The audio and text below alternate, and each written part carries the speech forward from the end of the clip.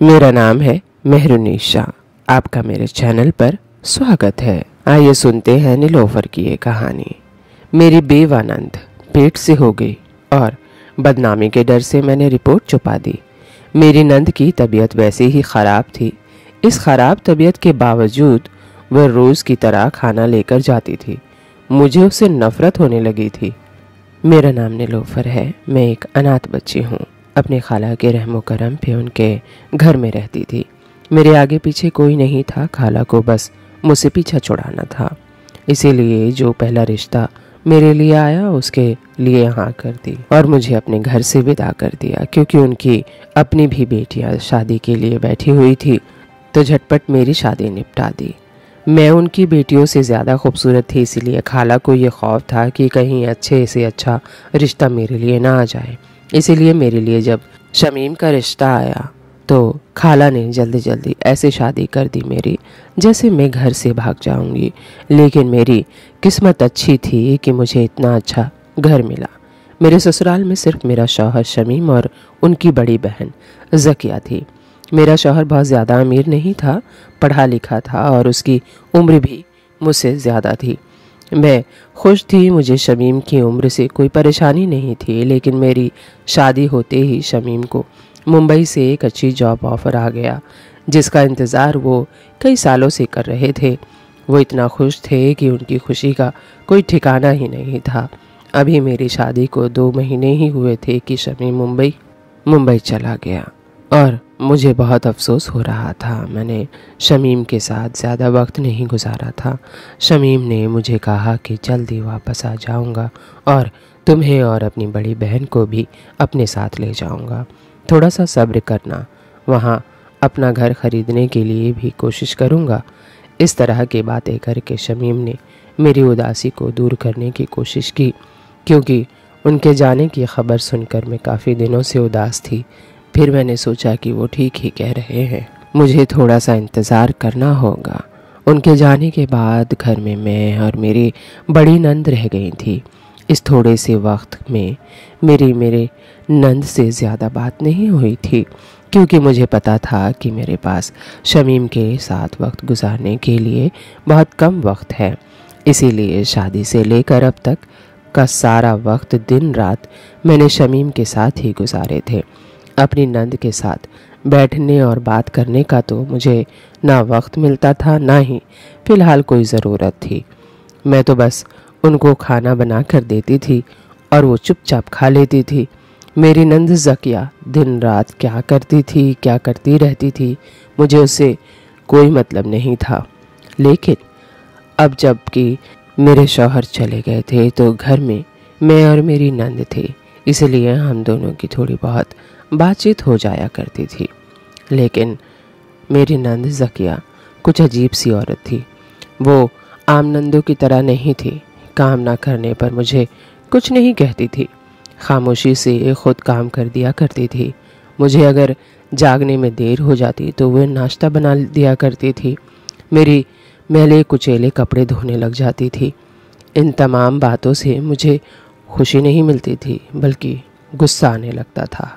एक दिन मैंने उनसे कह दिया कि आप मोहल्ले वालों को क्या बताना चाहते हैं कि आपकी भाई की बीवी को काम नहीं आता, दिन चढ़े सोई रहती है, अपने कपड़े नहीं धो सकती, सफाई नहीं कर सकती। दूसरे लफ्ज़ों में तो आप मुझे बदनाम करना चाहती हैं। मोहल्ले भर में मेरा इतना सा कहना था कि उसके बाद मेरे नंद ने किसी काम को हाथ नहीं लगाया। अब अगर हफ्तों में मेरे कपड़े मैले कुचेले पड़े रहते तो वो नहीं धोती थी। अगर मैं देर से जागती थी तो चाय नाश्ता नहीं बनाती थी, सिर्फ वो अपने लिए बनाती थी। मुझे इस बात पर भी हैरानी हुई थी कि उन्होंने मुझसे कोई झगड़ा नहीं किया था, बल्कि खामोशी से सारे काम छोड़ दिए। फिर एक दिन के बाद फिर एक अजीब सी बात होने लगी। मैं जब भी खाना बनाती थी तो वो मुझसे कहती थी कि एक आदमी का खाना ज़्यादा बना देना। मैंने पूछा कि घर में तो हम सिर्फ दोनों ही हैं, तो फिर 3 आदमी का खाना क्यों? तो उन्होंने जवाब दिया कि भाई की इस नौकरी के लिए मन्नत मांगी थी कि उसकी मुंबई वाली नौकरी पक्की हो जाएगी तो एक भूखे को 1 साल तक भरपेट खाना खिलाऊंगी। अपनी नंद ज़किया की ये बात सुनकर मुझे हैरत हुई, क्योंकि आज से पहले उन्होंने कभी इस बात का जिक्र भी नहीं किया था। जब तक शमीम यहाँ पर थे उन्होंने इस मन्नत के बारे में जिक्र तक नहीं किया था। खैर, हैरत की बात तो ये थी कि वो दिन का खाना नहीं देती थी, सिर्फ रात का खाना देने लगी थी। मैंने मन में कई तरह के सवाल उभरने लगे थे, लेकिन मैंने पूछना सही नहीं समझा था, जबकि मैंने सोचा कि हो सकता है कि वो पहले भी इस तरह के मन्नत मांगती हों और वो पूरी हुई हो और इसी तरह खाना देती रही हों। लेकिन मुझे उनकी ये बात बहुत अच्छी लगी थी कि भाई के लिए इतनी मोहब्बत है।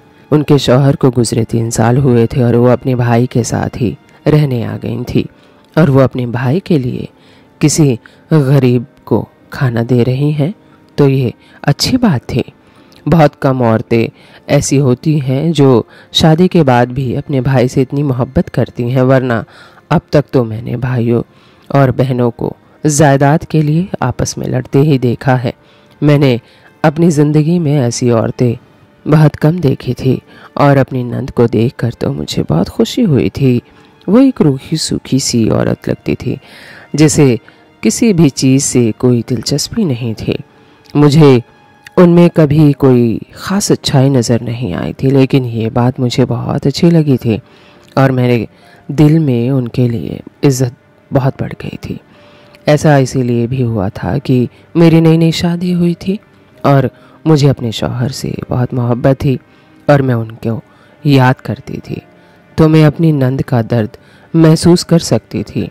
मैं सोचती थी कि मैं शमीम से इतनी मोहब्बत करती हूँ कि वो थोड़े समय के लिए मुझसे दूर हैं, तो मेरा ये हाल है। हालांकि मुझे उम्मीद है कि वो जल्दी आ जाएंगे या हमें बुला लेंगे, लेकिन मेरी नंद के शौहर तो दुनिया से ही चले गए थे और उन्हें तो उम्मीद भी नहीं थी कि वो कभी वापस आएंगे। ऐसी बात सोचकर ही मेरा दिल डूबने लगता था और फिर मुझे मेरी नंद से हमदर्दी होती चली गई। अब हर वो औरत जिसे अपने शौहर से बहुत मोहब्बत हो, मुझे वो औरत अच्छी लगती थी, और जो औरतें बिना वजह अपने शौहर की बुराइयां करती थी, मेरा उनके पास बैठने को भी दिल नहीं करता था। मेरी नंद रोज़ खाना लेकर घर से बाहर चली जाती थी और काफ़ी देर तक बाहर ही रहती थी, यहाँ तक कि मुझे नींद आने लग जाती थी, लेकिन मुझे जागना होता था क्योंकि मुझे अपनी नंद के लिए दरवाज़ा खोलना होता था। एक दिन परेशान होकर मैंने उनसे कहा कि आप खाना देने जाती हैं तो इतना वक्त क्यों लगाती हैं? मैं जल्दी सोने की आदी हूँ, क्योंकि सुबह 4 बजे शमीम मुझे फ़ोन करते हैं। मेरी नंद ने कहा कि गरीब को खाना देने के बाद मैं पड़ोस में चली जाती हूँ, वहाँ बातें करती हूँ, इसीलिए थोड़ी देर हो जाती है। आगे से तुम सो जाया करो और मेरी फ़िक्र छोड़ दो। मैं दरवाज़े को बाहर से ताला लगा कर जाऊँगी और चाबी भी अपने साथ ले जाऊँगी। नंद की ये बात सुनकर मुझे सुकून आ गया था, यानी मेरे परेशानी का हल हो गया था। अब मैं बेफिक्र से सो सकती थी। शमीम की वहाँ पर नाइट ड्यूटी थी, इसीलिए वो रात में मुझसे बात नहीं करते थे और मैं जल्दी सो जाया करती थी। हमारी बात सुबह होती थी और उसके बाद दिन में कई बार होती थी। मैंने सोचा कि नंद अकेली बोर होती है, इसीलिए वहाँ रोज़ पड़ोस की औरतों के घर जाकर बैठ जाया करती है। मुझे उनके जाने पर कोई एतराज़ नहीं था, ना वो मेरे मामले में दखल देती थी और ना मैं उनके मामले में। अब तो मैं ख़ुद को खुशकिस्मत समझने लगी थी कि मुझे इतना अच्छा घर मिला है और इतनी प्यारी नंद है जो कि मुझे कुछ नहीं कहती, वरना शादी से पहले तो सबने नंद का ऐसा रूप मेरे दिमाग में बना दिया था कि मुझे बहुत डर लगता था कि ना जाने मेरी नंद कैसी होगी। ज़िंदगी ऐसी ही चल रही थी कि एक दिन अचानक मुझे ऐसी खबर मिली जिसे सुनकर मेरे पैरों तले ज़मीन खिसक गई थी, और मैं जो इतने दिन से ही दिल में अपनी नंद की तारीफ़ें कर रही थी, उनसे मुझे एक पल में ही नफ़रत महसूस होने लगी थी। असल में मेरी भोली भाली दिखने वाली नंद अंदर से इतनी शातिर होगी मुझे मालूम भी नहीं था। मैं तो उन्हें इस कदर मासूम समझ रही थी कि जैसे वो गुनाहों से बिल्कुल दूर रहने वाली औरत हो। लेकिन मुझे नहीं पता था कि उन्होंने अच्छाई की चादर ओढ़ रखा है और जो हकीकत है वो उसके बिल्कुल उलट थी और बहुत ही खौफनाक। ये सब कैसे हो सकता है, मुझे यकीन नहीं हो रहा था। ये हकीकत जानकर तो मैं बहुत परेशान हो गई थी और सोच रही थी कि मैं शमीम को ये सब कुछ बता दूं। भला ये भी कोई बात बताने वाली थी जो मैं किसी को बताती। मैं तो अपने आप से दोहराते हुए भी शर्मसार हो रही थी। भला मेरी उम्र दराज नंद, जो मेरे शौहर से काफ़ी बड़ी है, वो औरत इस तरह से कैसे कर सकती है? लेकिन जब मैंने गौर किया तो इतनी उम्र नहीं थी उनकी। मेरी नंद ने कहा था कि उनकी शादी जब हुई थी तो उनकी उम्र 15 साल थी। ये कोई हैरानी की बात नहीं थी, वाकई में ऐसा होता था। और अब मेरी नंद 45 साल के से कुछ ऊपर ही होगी, लेकिन उनकी तबीयत अक्सर ख़राब रहती थी, जिसकी वजह से ऐसा महसूस होता था कि उन पर बुढ़ापा आ गया है।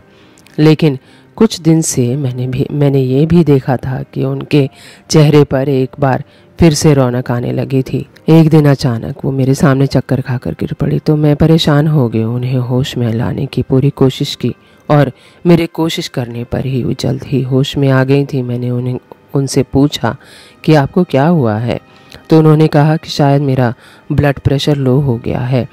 हाँ ठीक है, मैं आपको अस्पताल लेकर चलती हूँ। मैंने रिक्शा पकड़ा और उनको पास के अस्पताल लेकर चली गई, पर आते ही वो एक बार फिर से बेहोश हो गई थी। मैं परेशान हो गई कि आखिर उनको हुआ क्या है। शायद वाकई उनका ब्लड प्रेशर ज़्यादा लो हो गया है या गर्मी भी तो बहुत है। डॉक्टर ने कहा कि इनके कुछ टेस्ट होंगे। डॉक्टर ने उनसे आराम का इंजेक्शन दिया और उनके खून का सैंपल लेकर कुछ टेस्ट किए।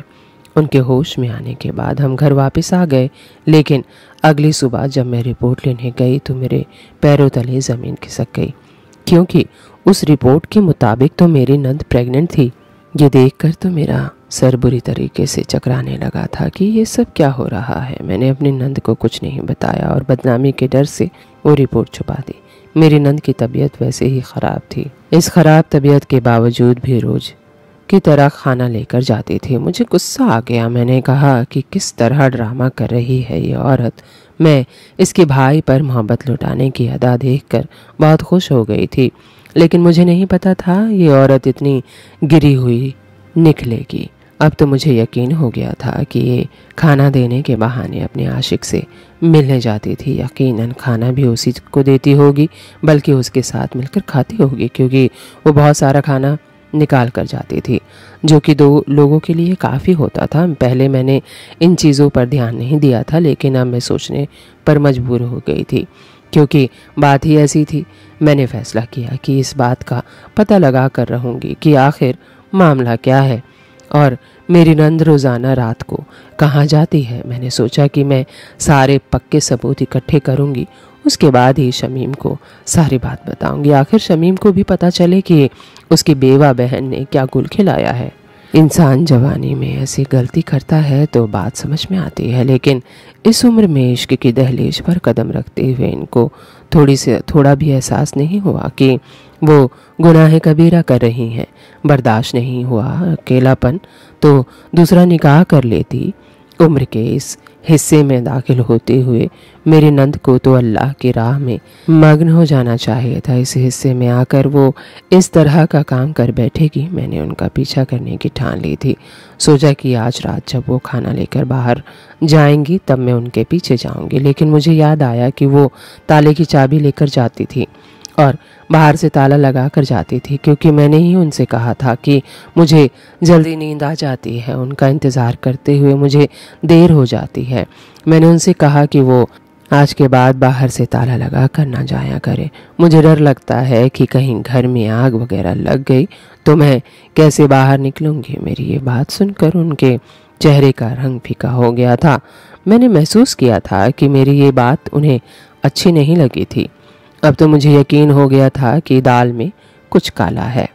जैसे ही मेरी नंद खाना लेकर बाहर गई तो मैंने अपनी पुरानी चादर उठाई जो कि शादी से पहले मैं इस्तेमाल करती थी और शादी के बाद भी इस चादर को यादगार के तौर पर अपने साथ ले आई थी। इस चादर का इस्तेमाल मैंने इसीलिए किया था ताकि मेरी नंद मुझे पहचान ना सके, वरना जो चादर मैं रोज़ इस्तेमाल करती थी उससे तो वो बखूबी पहचान सकती थी कि मैं उनका पीछा कर रही हूँ। रात के 10 बज रहे थे और गली सुनसान हो गई थी क्योंकि मोहल्ले वाले जल्दी सो जाया करते थे। मैं इस तरह से उनका पीछा कर रही थी कि उनको थोड़ा भी शक ना हो कि कोई उनके पीछे है, और शायद अपनी धुन में चलती जा रही थी। खाना हाथों में थामे हुए चलते चलते वो बहुत दूर आ गई थी। मुझे हैरानी हुई कि एक बीमार औरत इतनी दूर कैसे आ सकती है। फिर वो एक पुराने से घर में घुस गई जो बहुत ही टूटा फूटा सा था। मुझे डर लग रहा था अंदर घुसते ही कहीं वो दरवाज़ा बंद ना कर दे, लेकिन जब मैंने पीछा किया तो देखा कि दरवाजे में तो कोई कुंडी ही नहीं थी, यानी कि वो घर इतना पुराना और टूटा फूटा था कि उसके दरो दीवार भी इस बात के गवाह थे। मैं दबे पांव इस घर के अंदर घुसी तो मैंने वहां देखा मेरी ही नंद का कम उम्र एक शख्स मौजूद था और मेरी नंद उससे बहुत खुशहाल माहौल में बातें कर रही थी। न सिर्फ बातें कर रही थी बल्कि अपने हाथों से निवाले बनाकर उस शख्स को खिला रही थी। ये नज़ारा देखकर तो मेरी सांस मानो जैसे थम सी गई कि ये सब हो क्या रहा था।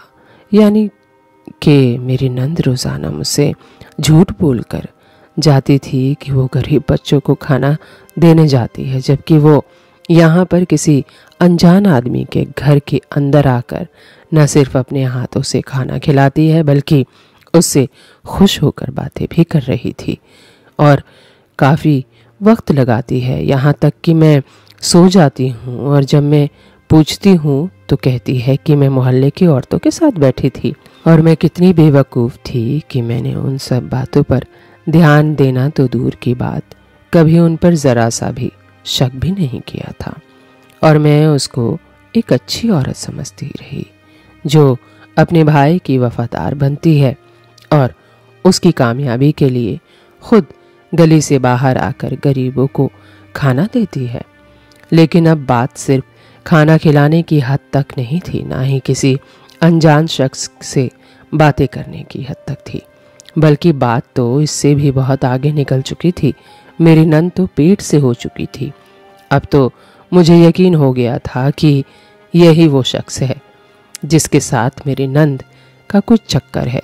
इसी वजह से वो खाना देने के बहाने यहाँ आती है। अब ये आदमी कौन है मैं नहीं जानती थी। पहले तो मेरा दिल किया कि मैं वहाँ जाकर उन दोनों को मुंह पर उन्हें भला बुरा कहूँ। फिर मुझे ख्याल आया कि वो दोनों कहीं मुझे नुकसान ना पहुँचा दे, और मैं पीछे वापस घर भी खुला छोड़कर आई थी, कहीं चोर ना घुस जाए। मुझे ये फिक्र थी। जैसे ही मेरे दिल में चोर का ख्याल आया तो मैं तुरंत वापस आ गई, क्योंकि वहाँ पर मेरे जेवरात भी पड़े थे और कुछ कीमती सामान भी थे।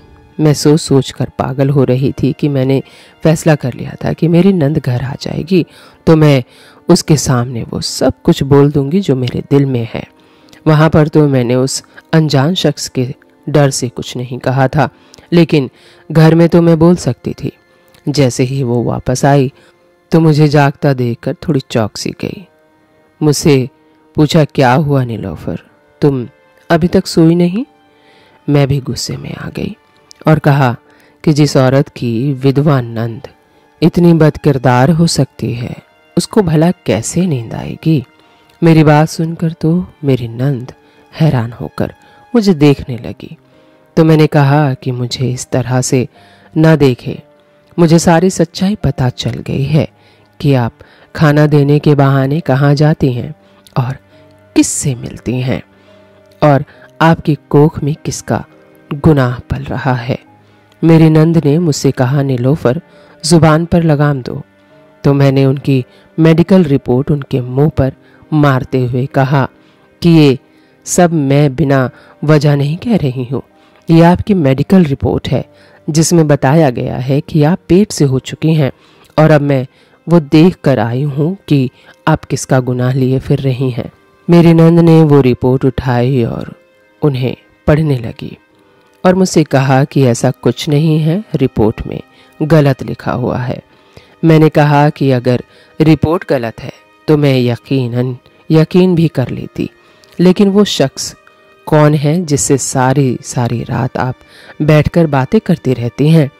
शौहर की कमी महसूस हो रही थी तो निकाह कर लेती उससे, तब करती कुछ भी। मेरी बात सुनकर मेरी नंद ने अपने कानों पर हाथ लगा लिया, लेकिन मैं बोलती रही, किसी और शख्स के पास रहते हुए आपको शर्म नहीं आती? कौन है वो शख्स जिसके साथ आप हंसकर बातें कर रही थी? आपको अंदाज़ा भी है कि आपने शमीम की इज्जत को मिट्टी में मिलाकर रख दिया है? क्या मुंह दिखाएंगे वो सारी दुनिया को कि उसकी बेवा बहन, जिसने अभी अभी बुढ़ापे की दहलीज पर कदम ही रखा है और वो पेट से हो गई है? मैंने अपने दिल की सारी भड़ास उनके सामने निकाल दिया तो उनकी भी सुनने की बर्दाश्त खत्म हो गई थी। उन्होंने मेरे मुंह पर एक जोरदार थप्पड़ मारते हुए कहा कि तुम गलत समझ रही हो, वो शख्स तो हमारा भाई है। उसे किसी ने झूठे केस में फंसाया था, जिसकी वजह से वह पुलिस से छुपकर इस घर में बैठा हुआ था और मैं उसे खाना देने जाती थी। मैंने मजबूरी में तुमसे झूठ बोला था, क्योंकि शादी के वक्त शमीम ने मुझे मना किया था कि हम उसका जिक्र किसी से भी नहीं करेंगे जब तक वो बेगुनाह साबित नहीं हो जाता। मैंने कहा कि आप इतना झूठ मत बोलो, ये रिपोर्ट बिल्कुल सच्ची है और वो आदमी आपका भाई नहीं है। वक्त आने पर ज़माने के सामने हर कोई भाई बहन बन जाता है। आपने इतने बड़े भाई को कोई भी औरत अपने हाथ से निवाले बनाकर नहीं खिलाती। इस तरह की हरकतें औरत अपने आशिक के साथ करती हैं और वो आपका भाई नहीं है। ये बात मुझे मालूम है। इतनी कम अकल भी नहीं हूँ मैं कि मैं समझ ना सकूं कि दो लोगों के बीच में कैसा रिश्ता हो सकता है। मैं अपनी धुन में न जाने क्या क्या बोल रही थी कि मेरे फ़ोन की घंटी बजी और इस फ़ोन को सुनकर तो मेरे सर पर आसमान गिर गया और मैंने हैरत से अपनी नंद की तरफ देखा और मेरे हाथ से मोबाइल छूट कर रह गया। मेरी नंद ने हैरत से मुझे देखा और कहा कि किसका फ़ोन है, क्या हो गया है? मेरा भाई शमीम तो ठीक है ना? बताओ, तुम इतनी हैरान क्यों हो गई हो? फ़ोन सुनने के बाद बताओ मुझे किसका फ़ोन था। मैंने उनसे कुछ नहीं कहा और मैं कमरे में आ गई और अपने आप को कमरे में बंद कर दिया और फूट फूट कर रोने लगी। मेरी नंद दरवाज़ा बजा रही थी और मुझसे पूछ रही थी कि किसका फ़ोन है और मैं क्यों रो रही हूँ। यकीनन वो परेशान थी, लेकिन मैं अपनी नंद को क्या बताती कि फ़ोन उस लैब से आया था जहाँ पर मैंने उनके टेस्ट करवाए थे और लैब वाला शख्स मुझसे कह रहा था कि नाम एक होने की वजह से टेस्ट में गलती हो गई है। आपकी नंद की रिपोर्ट किसी और के पास चली गई है और किसी और की रिपोर्ट आपकी नंद के पास आ गई है। जो रिपोर्ट आपके पास आई है वो एक नए शादीशुदा जोड़े की है जो आपकी नंद ज़किया के नाम की है और वो पेट से भी है और आपकी नंद की रिपोर्ट मेरे पास है और इस रिपोर्ट के मुताबिक आपकी नंद को ब्लड कैंसर है। अब मैं अपने नंद को क्या बताती कि मैं जो इतनी देर से उनके किरदार पर उंगली उठा रही थी, उनके पास तो ज़िंदगी बची ही नहीं थी। मैं किस मुंह से अपनी नंद से माफ़ी मांगती। आखिर मैंने दरवाज़ा खोल दिया और अपनी नंद के गले लगकर फूट फूट कर रोने लगी और उनको सारी हकीकत बता दी।